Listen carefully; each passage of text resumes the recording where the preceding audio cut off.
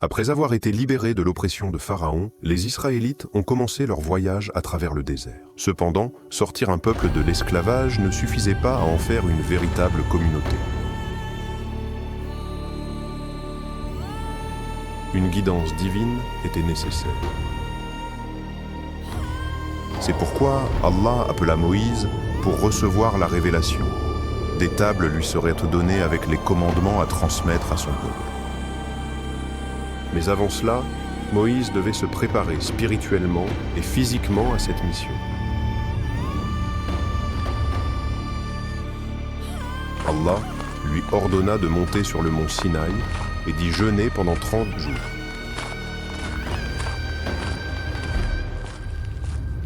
Nous avons conclu un pacte avec Moïse pour 30 nuits et y avons ajouté 10 autres, portant ainsi la durée fixée par son Seigneur à 40 nuits.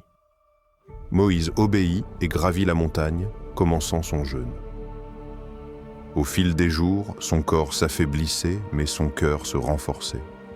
Les épreuves de la faim et de la soif l'éloignaient des plaisirs terrestres et raffermissaient son abandon à Allah.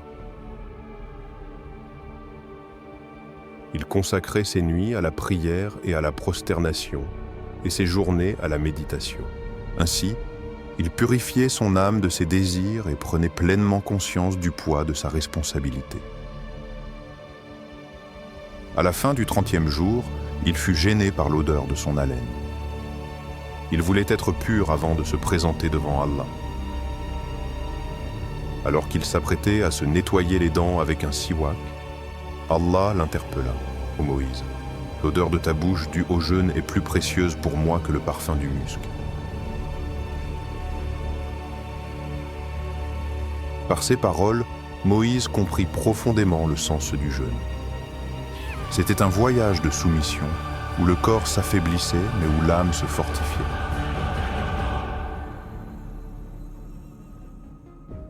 À cet instant, Allah lui ordonna de jeûner encore 10 jours. Ainsi, la période convenue fut portée à 40 jours. Sans hésiter, Moïse accepta cette période supplémentaire et poursuivit son adoration. Au terme des 40 jours, Allah remit à Moïse les tables de la loi. Ces tables étaient un guide et une loi pour les Israélites. Désormais, Moïse ne reviendrait pas vers son peuple avec ses seules paroles, mais avec les commandements clairs d'Allah.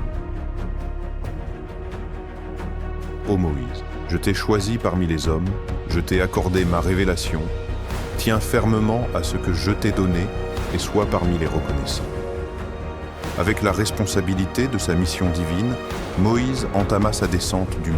Ces 40 jours de solitude et de dévotion touchaient à leur fin.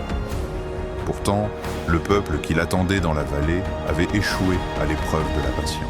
Moïse avait confié son peuple à son frère Aaron, mais à son retour, il fut profondément déçu.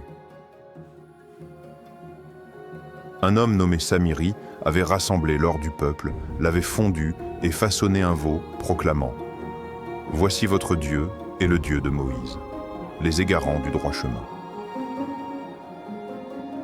Malgré les miracles tels que l'ouverture de la mer et la destruction de Pharaon, les Israélites succombèrent à leurs anciennes habitudes et à leur impatience.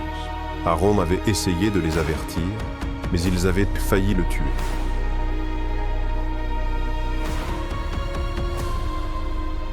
Lorsqu'il arriva dans la vallée avec les tables, Moïse vit son peuple rassemblé autour du veau d'or et trembla de colère. Il laissa tomber les tables et s'écria « Quelle terrible chose avez-vous faite après mon départ? Avez-vous si rapidement abandonné le commandement de votre Seigneur ?» Puis il se tourna vers Aaron, le saisissant par le col.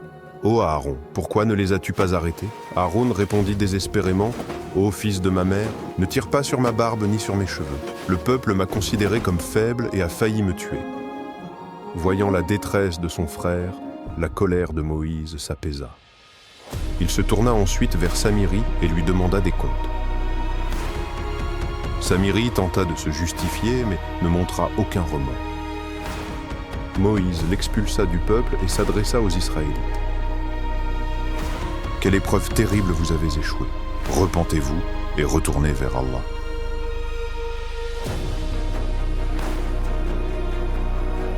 Certains réalisèrent leur faute et se repentirent.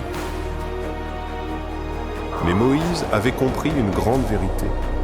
Peu importe l'ampleur des miracles, sans patience et fidélité, les cœurs peuvent facilement s'égarer et les promesses être oubliées. L'essentiel était de s'attacher fermement au commandement d'Allah et de toujours se tourner vers lui.